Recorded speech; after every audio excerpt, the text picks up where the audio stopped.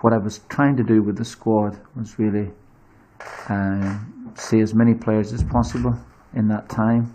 Obviously the games are important as well, but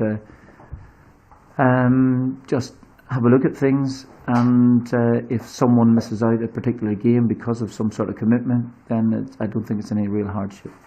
You've only had the players, I think, for 1 week in the last 6 months. Mm-hmm. Does that make the 3 weeks together you've got now vital for you in the preparation for the very much so, yeah.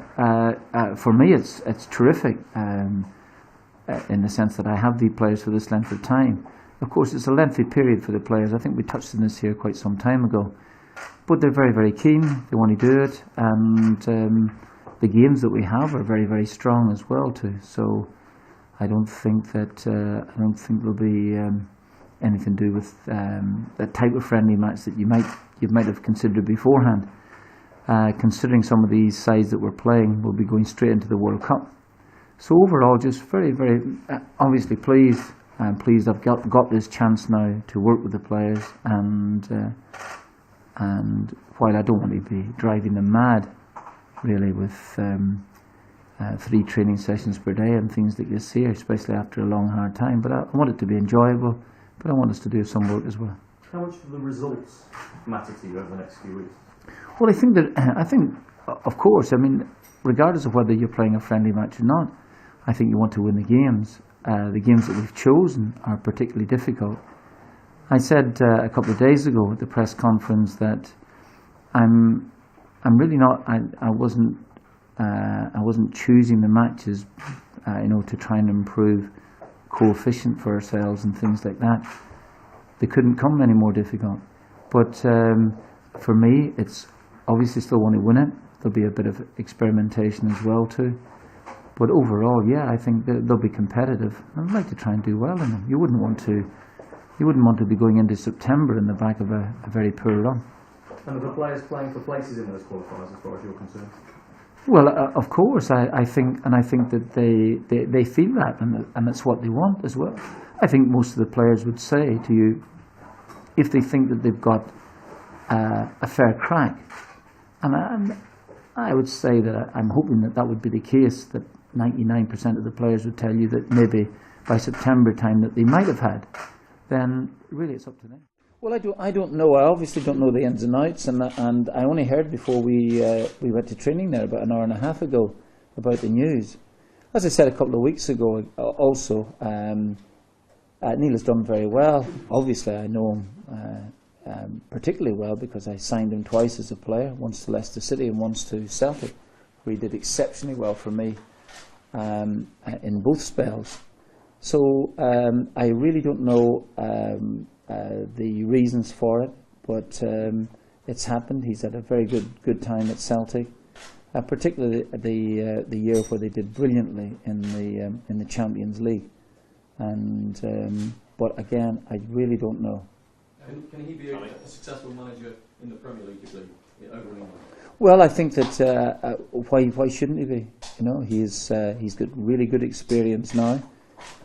He's had the experience of managing what I believe one of the best clubs in the world, and he's taken that on, and that will stand him in great stead for the rest of his career. Martin, there is a sense that he may have felt frustrated by the restrictions on him in terms of budgets and players being sold. Can you empathise with that at all? I don't know whether that is the case. Again, I'm not prevaricating. I genuinely don't know.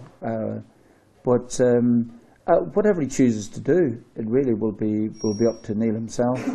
He's his own man. He'll know. And again, he's made a decision to leave a big club, so I think really in time you'd obviously have to find out from him. I suppose there's always going to be speculation when these things happen, and we've got a list of managers going through the bookies, but they've stopped taking bets on Henrik Larsson. Now, I suppose when you look at the way tenants have fallen, Rangers not around, maybe a bit of interest gone. You'd imagine Henrik Larsson would definitely sell out Parkhead every week.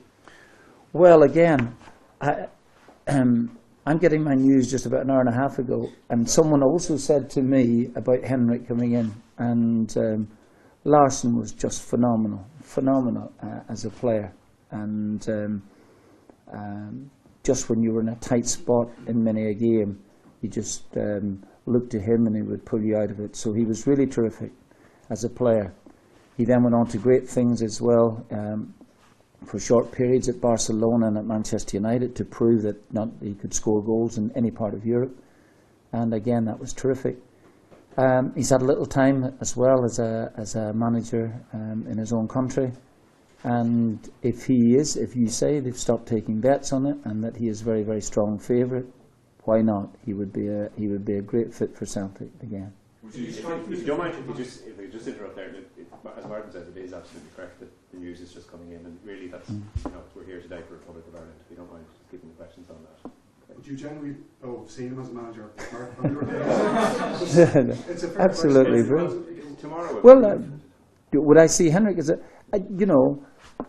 there are. I don't think that you can ever tell whether anybody wants to become a manager or whether they would make a manager. I've got to a stage now, the older I get, the less I would know about what makes a manager. But Henrik has had experience of it. He's a very intelligent boy. He knows the game inside out. He was a brilliant, brilliant player for me. As brave as they come. I really can't speak much more highly of him than that. Why shouldn't he be a good manager? Why not?